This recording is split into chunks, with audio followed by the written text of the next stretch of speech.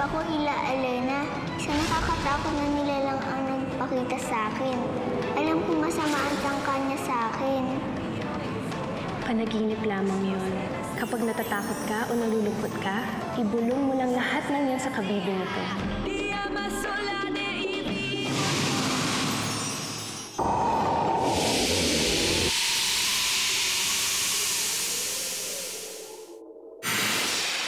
Nakausap ko na si Wahid. Sinabihan na niya lahat ng panauhin. Lahat sila ay magtutungo dito para sa kaarawan ni Cassandra. Kinakailangan palibutan at bantayan ng maigi ng ating mga kawalang buong palasyo. Pati na rin ang mga lagbusan. Mabuti nang nakakasiguro tayo. Bakit, Ibaro? Inaasahan mo bang may kaguluhan?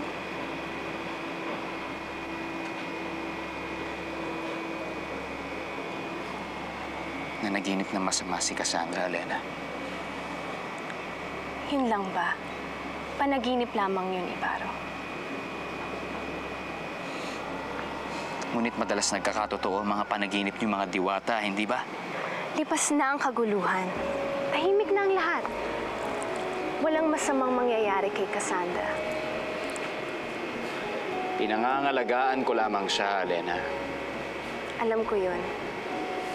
At ikaw ang pinakamahusay na tagapangalaga niya. Ngunit maniwala ka sa akin. Walang masamang mangyayari sa kanya.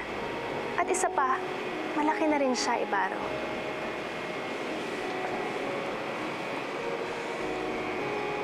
Panahon na para isipin natin ang pagkakaroon natin ng sarili nating anak, Ibaro.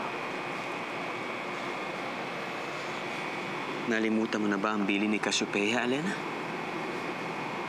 Hindi pa tayo maaaring magkaroon ng sarili nating anak hanggat paslit pa si Cassandra. Sinabi lamang yun ni Cassiopeia upang makasiguro siya na hindi natin pababayaan ang anak ni Lyra. Hindi natin siya pinabayaan. Kung magkaroon man tayo ng sarili nating anak, hindi ito nangangahulugan na hindi na natin mamahalin si Cassandra. Ibaro, ikaw lamang iniisip ko. Kailangan mo ng tagapagmana. Meron na tayong tagapagmana, Elena. Si Cassandra. Anak siya ng aking anak. Si Cassandra ay para sa Lireo. Siya ang nakatakdang maging reyna nito, lalo na't nanumpa si Danaya na hindi siya magkakaroon ng anak. Ginawa niya ito upang magkaroon ng puwang ang panunungkulan ng anak ni Lyra. Anak siya ng aking anak. Kaya't si Cassandra ay para rin sa Sapiro. Ibaro.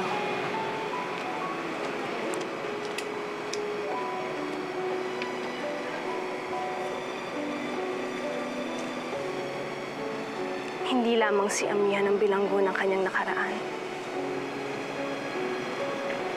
Maging ikaw, Ibaro. Maging ikaw.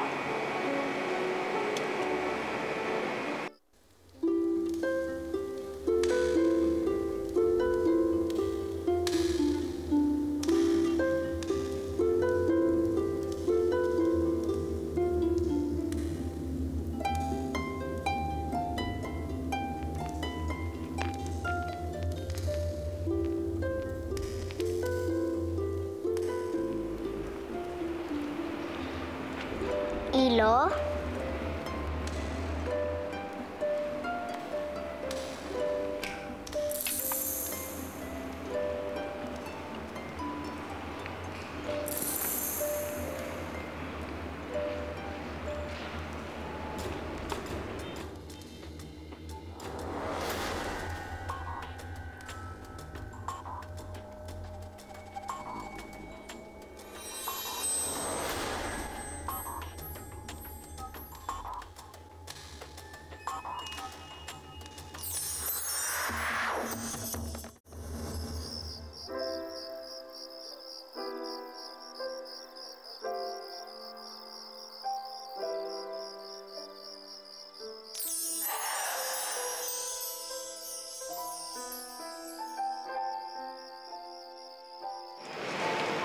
Amihan?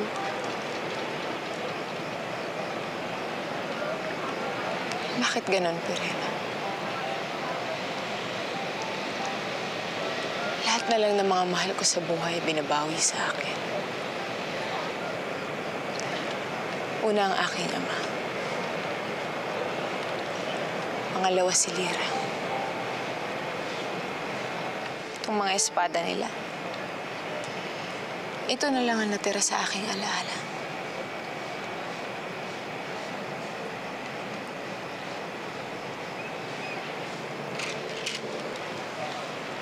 Hindi lang ikaw ang nawalan, Amihan. Ako man. Wala nang naiwan sa atin kundi ang isa't isa. Ano pa ang silbi ng isa't isa? Kayong bayapan ng lahat.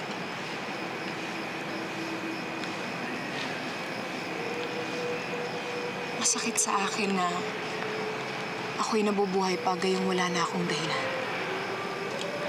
Amihan, huwag ka magsalita ng ganyan.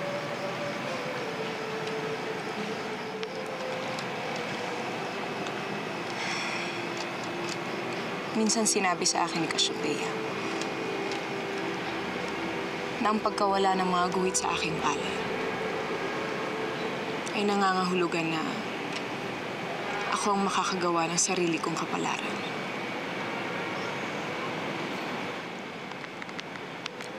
Ngunit hindi ito totoo. Hindi ko kayang gawin ito. Wala na akong lakas para gawin ito. Yun ay dahil nagpapadaig ka sa iyong kalungkutan. Amihan, makinig ka. Kung sa tingin mo'y wala ka ng kabuluhan, meron pa. Handa akong ibalik sa iyong korona ng Lireo. Kung ibig mong mag-reyna muli. Tapos na ang aking panunungkulan, Danaya. Ang nais ko na lamang ay magpahinga. Yun lang ba ang nais mo? Sabihin mo sa akin kung saan. Sasamahan kita.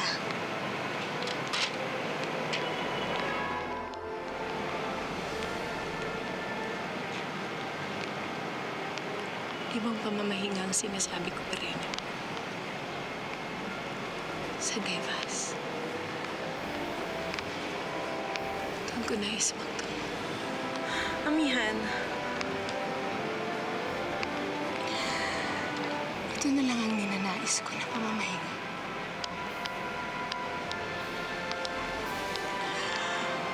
Ngunit kahit ito ay pinagkakait sa akin ng bagong kapalaran ko.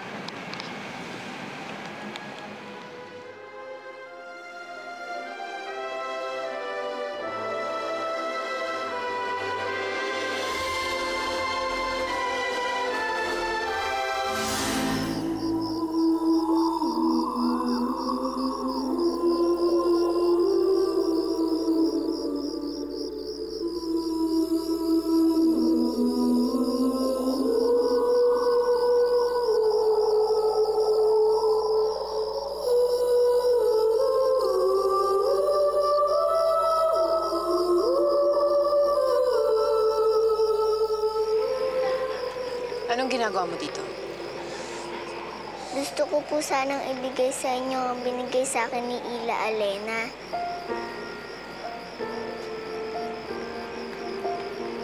Sabi po ni Ila Alena, pag natatakot daw po ako o kaya nalulungkot, bulong ko daw po sa kabibi na ito ang aking nararamdaman para daw po ito ay mawala.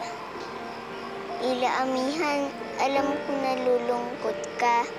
Nais kong ibulong mo dito sa kabibing to ang iyong nararamdaman.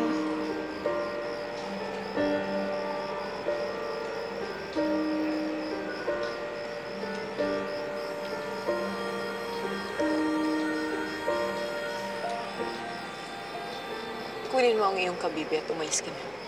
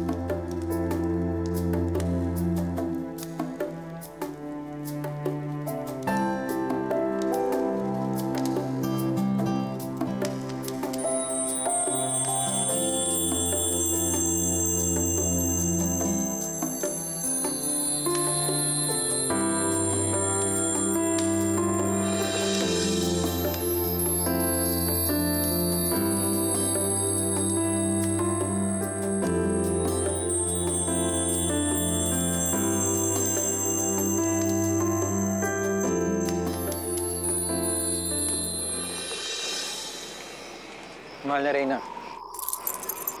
nakahanda na ba kayo magpunta sa Lireo? Oo. Ngunit babalik din tayo para sa karawan ni Cassandra. Kung ganun, tayo na. Sana mahal ako ni Ila Amihan. Sana hindi na siya magagalit sa akin. Sana hindi niya na ako papaalisin. Sandali lamang.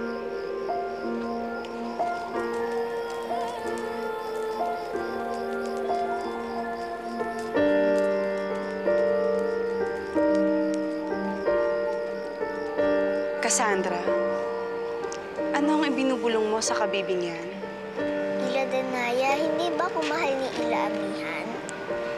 Anong hindi? Bakit ba ganyan ka magsalita?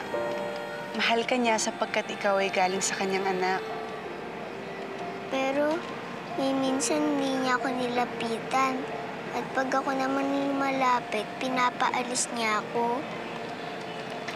Kamukha mo kasi si Lira. Naaalala niya si Lira sa'yo, kaya nalulungkot siya. Malungkot din ako, Ila Danaya, dahil hindi ko nakita ang aking ina. Maganda ba talaga ang aking ina? Oo, Cassandra. Tulad mo ay napakaganda niya. Tulad mo rin ay napakabait niya at napakamapagmahal. Kaya makinig ka. Paglaki mo, magiging katulad ka rin ng iyong ina. Magiging matapang ka. Magiging matatag. Dahil ikaw, Cassandra, ang hahalili sa akin upang maging reyna. Hindi ko nais maging reyna, Ila Danaya. Ang nais ko ay maramdaman ang yakap ng ina, ng aking ina.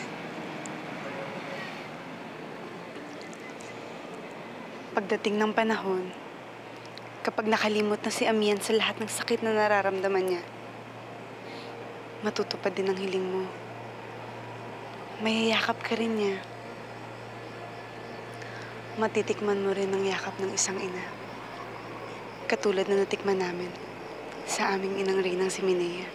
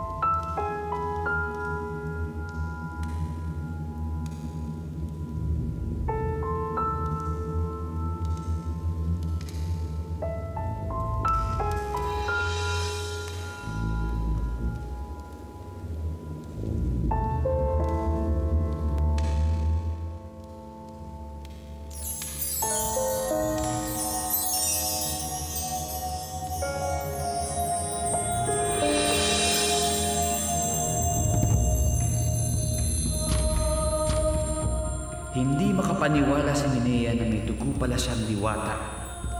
Dugo na ipinagkanulo niya. Hindi ako makapaniwala, Gun. May dugo akong diwata. Hindi ako purong Eterian. May dugo akong diwata. Minea, payapain mo muna ang kalooban mo bago ka gumawa ng marahas na hakbang. Kung hindi ako kilos, ang kalooban ko naman ang hindi mapapayapa.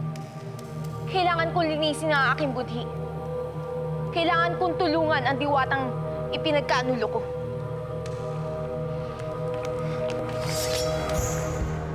Avira Boya Uste!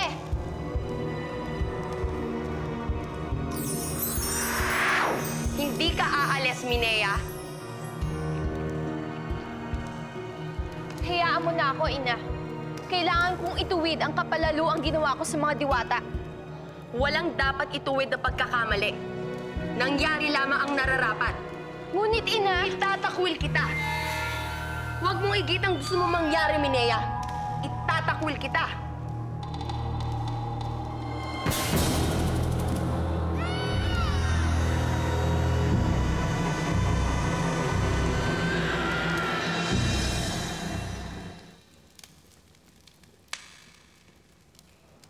Tunay nga kasumpa-sumpa mga naganap, Haring Meno. Nakita ko na ang bangkay ng mga namatay. Walang awa kung pumuslang ang mga Eterian.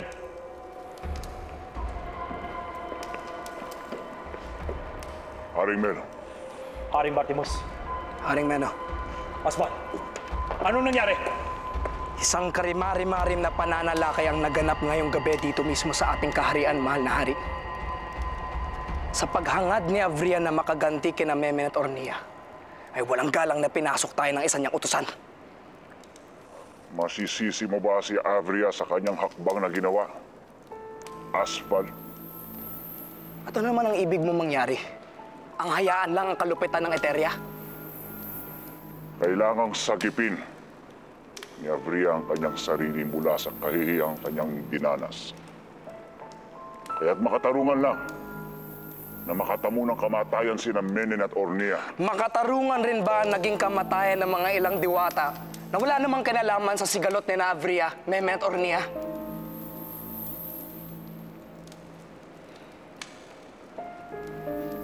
Ano naman ang pakialam natin sa pagpubuwis ng buhay ng mga diwata?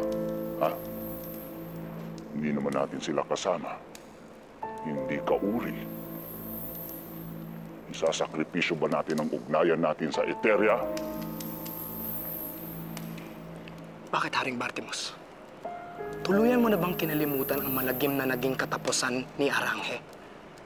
Ang iyong pinakamamahal na asawa?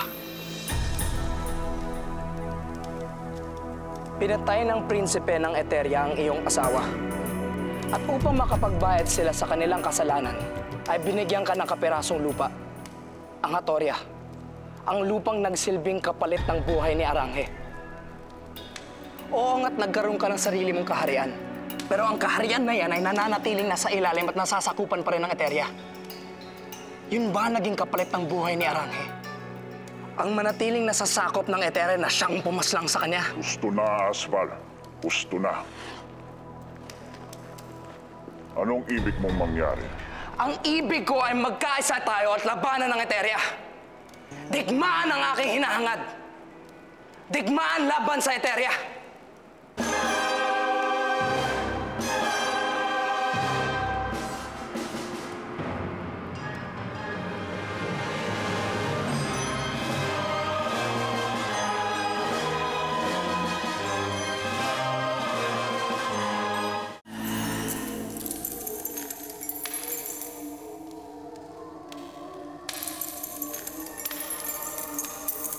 Animus? Mukhang may maganda kang balita, kapatid ko.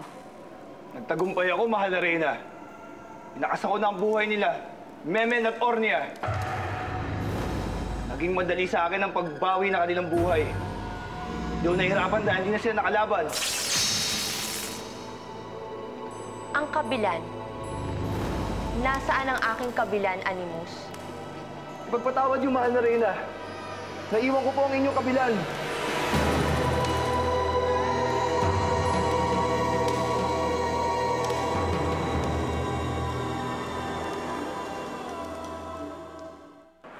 Digmaan lamang ang makakapagpatigil sa kapalaluan ng Eteria. Digmaan lamang ang nararapat laban sa kanila. Makinig kayo. Narito ang sandatang kumitil sa buhay ng aking ama at ina. Nais ko silang maipagkaganti, ngunit hindi. Hindi digmaan ng tugon upang mabigyang katarungan ng pagkamatay. Nagkakamali ka. Digmaan ang hinihing katarungan ng iyong mga magulang, Cassiopeia. Isang digmaan. Asval! Hindi mo na kailangang igiit pa ang ibig mong mangyari.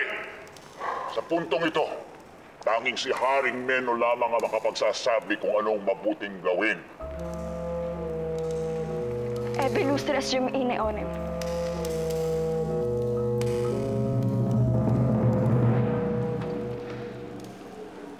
Tumayo ka.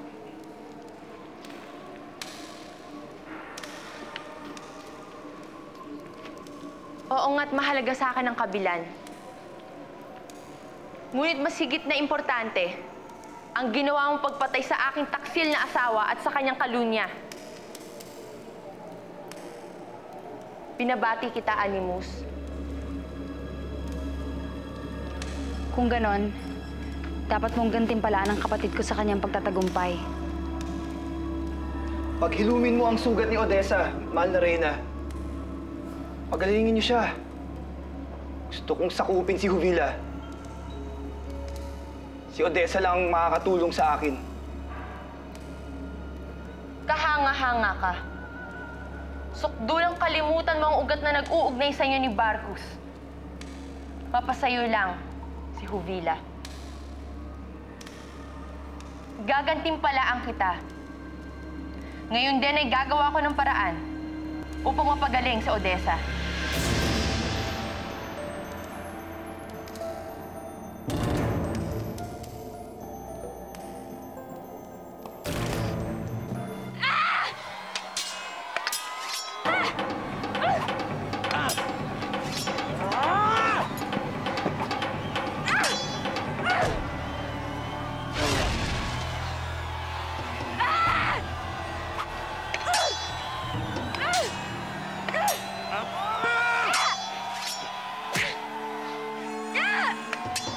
Kanina pa sila naglalaban, ngunit walang ibig magpatalo.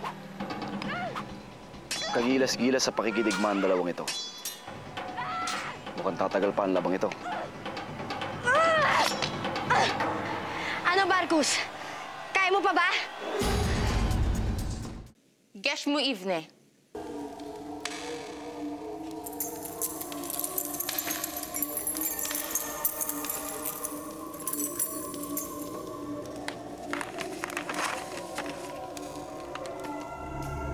Evinudesta neush ether. Evinudesta neush ether. Sinasamo kita. Dinggin mo ako. Isinasamo kong magpakita ka.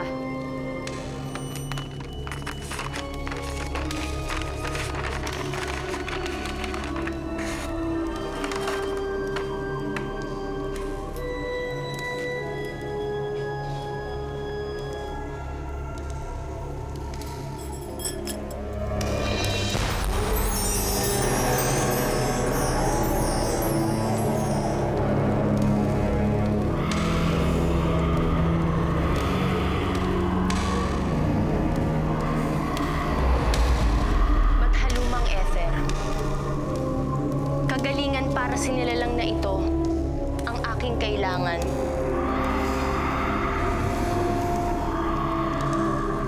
Natanggal na ang mga bikig sa aking lalamunan. Iyon ay dahil sa katapangan ni Animus. Bilang ganti, isang gantimpalang laan kong bigay para sa kanya. At iyon ay ang kagalingan ng nilalang na ito. Sinasamo kita. Pagalingin mo siya.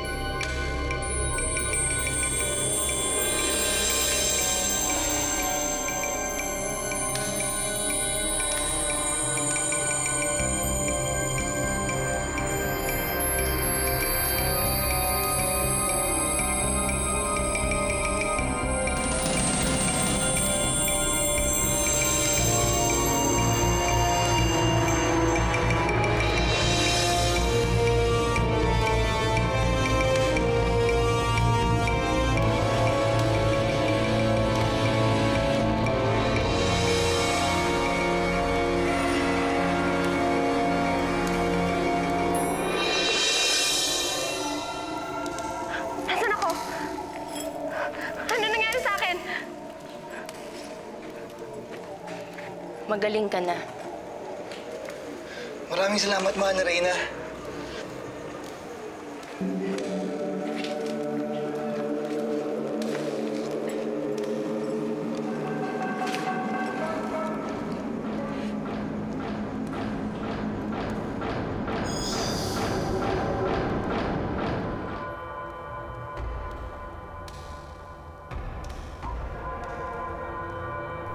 Cassandra, Nesvin voja Ivne, Prindrate Vosmo.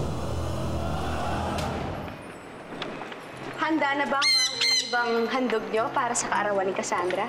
Handa na ang handog kong awit para sa kanya. Handa na rin ang aking pasneya para sa kanya. Ito naman ang handog ko sa kanya. Ako mismo ang nagpanday nito. Pirena, masyado pang bata si Cassandra para bigyan mo ng isang sandata. Mabuti ng ganon. Dapat bata pa lang siya. Matuto siyang humawak ng sandata dahil isa siyang sangre. Pirena talaga. Amihan, ikaw, anong inihanda mo para sa kanya? Pinasundo ko na siya kay Moros. Paparating na ang mga panauhin. Mga mahal na Reyna, mga mahal na sangre, wala si Cassandra sa kanyang silid. Wala si Cassandra?